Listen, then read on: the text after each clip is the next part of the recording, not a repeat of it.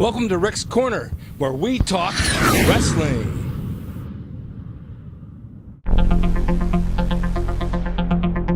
Hi, welcome to Rick's Corner. Today I have one of my wrestlers, Fernando, and he has some things that he wants to talk to you guys out there about indie shows and how to show up and how to act and what it takes to get work. Because he's out there now working a lot of shows, and there's a reason why. And there's a reason why a lot of guys don't get a lot of shows, and we're going to go through that now. Hi, Fernando. Welcome to Rick's Corner. Hello, sir. Thank you, Rick, for having me. Yes, I wish sir. the Equalizer was here with us. Well, one day we'll bring the Equalizer in. He'll stand right here next to Maybe us. some other time that'd be awesome.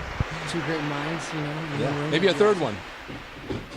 So let them know what you were telling me, because that's pretty interesting stuff. Well, I've been always taught from Rick and Nikki and Kevin, and other workers who've been out for a while, that there's a do's and don'ts in pro wrestling. When you show up to events, you want to be dressed a certain way. You don't want to come in a ragged t-shirt and ragged shorts and have dirt on your hands and food on your mouth, and that doesn't show great representation of yourself. So say if you were to go to a new show, a new promotion, and you're going to introduce yourself, you don't want to go all crappy and look like shit, because they're going to think, okay, you're not on your game. You don't look presentable as a regular person. What makes you think you're going to be presentable as a wrestler? So just try to remember, when you go to shows, you don't have to dress in a tuxedo, but some nice khaki shorts and khaki jeans. Some pants, some nice jeans, a button-up shirt, something that sets you aside from the fans there. And another thing I will stress on, and you're seeing it a lot, you see a lot of small shows or big shows. Half those shows are wrestlers that are sitting there watching, hanging out. You never want to treat it, no matter how big the event is or how small it is. You don't want to treat it like it's a backyard barbecue where everyone's just walking around, everyone talking to each other. Because you have to know that there's characters and there's storylines. And if they see that you're normal friends on the outside and that you're not hurt or anything, they're not going to believe anything. Well, one of the first rules I had when I started wrestling was, in the dressing room, stay in the dressing room. You can peek from the dressing room behind a curtain, but don't go out and sit with the fans, because then you're one of them. And you got to keep that mystique going. They want to know that you're something beyond one of the fans. You're a wrestler. You come from outer space. Like when you grow up in a small town, and if you became an actor, grew up in a small town, became an actor, people in the small town says, you can't be an actor. You're from here. You're from this small town. They thought we were actors from somewhere in space. Well, the same thing with wrestlers. They think they come out of another planet. So you have to keep that mystique going. You're right about dressing. Dressing like a gentleman, showing up like a gentleman, they'll respect you. If you go looking like a schlub in dirty clothes and just hang out and scream and yell at the matches like a fan, then you're acting like a fan, and you shouldn't be working. And that happens. Yeah, that's happened. We know well too many stories about that. We send people down to schools that we work with, or other promotions that pick from our nice little garden of wrestlers. And we had a couple guys go down there, and rather than sitting there politely, they were screaming even more than other fans there, and they were throwing the whole show off, and they were banned from it. So it just goes to show, if you're training to become a wrestler, you're not a pro wrestler anymore. You're still a student. Remember that. Don't call yourself a wrestler. It's rude. There's a lot of guys breaking their backs that are wrestlers.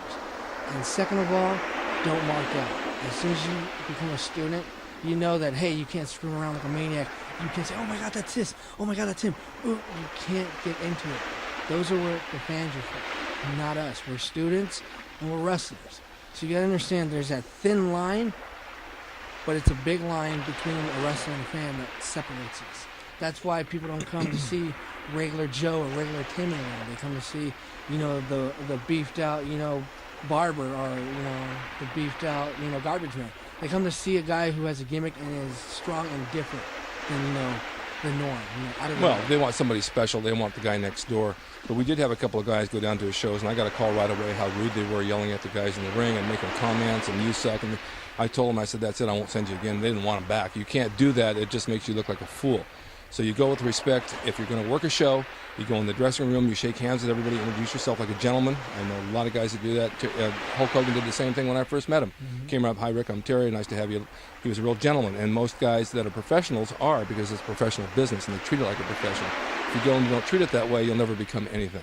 So your attire is really important. The way you treat people is really important. We had a few more people go down, and one guy in particular I won't mention, but he didn't socialize with anybody. No, he was an outcast, actually, and I never went to that promotion, and then I knew some of the wrestlers there just by talking. You get your MySpace, your networking, which is always important. You got to network. And I was talking to them, and I was like, hey, I'm going to show up there. make my debut in the Battle Royal and stuff like that, and talk to them. And then so when I got there, they already knew who I was. I made sure I gave, hugs and handshakes.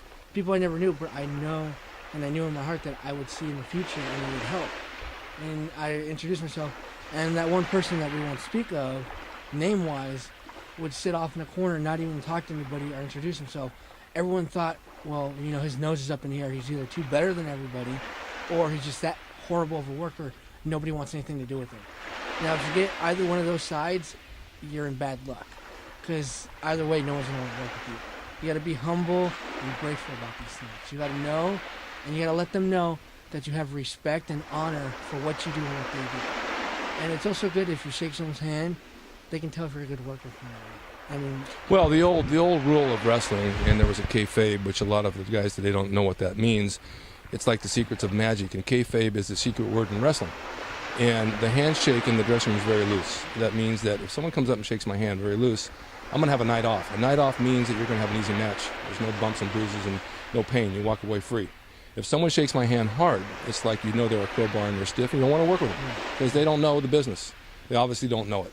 So there was also a language years ago called carny talk, which all the old school guys use in the ring, which was almost like pig Latin, but it's got its own language, and we would call our spots with that. And no one else outside that knew it. You could have a whole conversation in carny talk, and nobody knew what you were talking about. Yeah. I would do that right now with my daughter at a dinner out.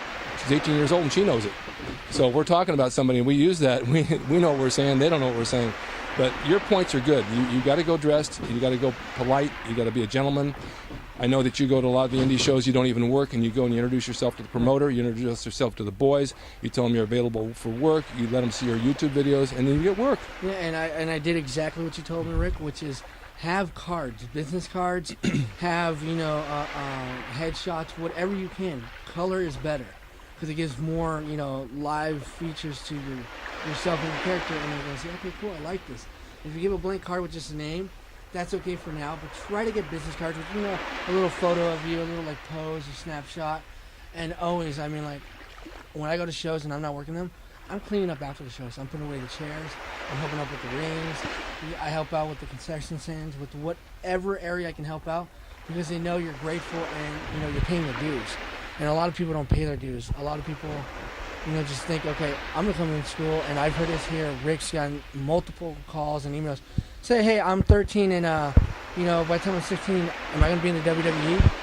You may never be in the WWE. Right. No matter how good you are, you have to have that extra second. And you can know all the moves, but if you don't have that character to carry it, you're just a book that, take on notes. Well, the other thing is that a lot of the guys, and we've been guilty of this, and I usually don't do that, I'll put them on a show too soon, just because they want to get experience and someone will call, and they'll do one show, and then they think that's it. They're a pro wrestler. They never need to train again. Exactly. That's it. I've done a show. I'm the best there is. I don't need to train anymore. Well, I'll tell you, always train. And guys like Ric Flair trained, even though he was on the circuit training, he would still train and learn new stuff and come out there. That's why he is where he is. Right, yeah.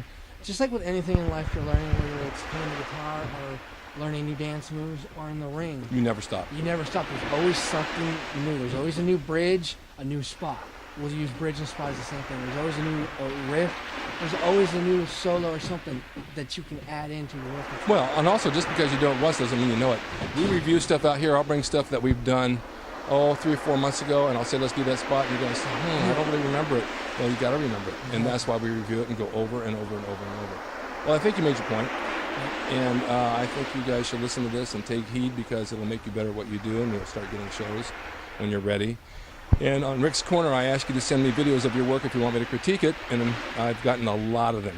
So I've got them all lined up, stacked like airplanes out at LAX airport, ready to land. I just got to go through them and start reading through who I want to show. So anyway, stay tuned to Rick's Corner. We'll be on again next week with something new. This is Fernando. He enjoyed talking to you. I enjoyed having him here. And we have Cannonball running our camera today, doing a fantastic job as cameraman. And we'll see you next week. Thanks again for watching Rick's Corner. Bye-bye.